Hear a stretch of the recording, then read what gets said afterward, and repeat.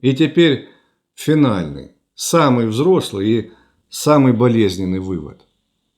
Интонация другого человека – это рентген ваших внутренних ран. Если вы все время реагируете на холод, значит вы живете в дефиците тепла. Если вас выводит из себя раздраженный тон, значит вы слишком долго брали ответственность за чужие эмоции. Если вас ранит снисходительный тон, значит внутри вас живет ребенок, которого недооценивали.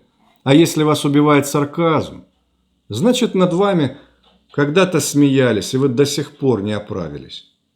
Интонация – это не общение, интонация – это память.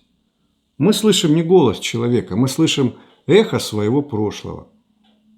И когда в следующий раз вы обидитесь на тон, задайте себе вопрос не почему человек так сказал, а почему это так больно мне. И вы получите ответ, который не обидит. Он исцелит.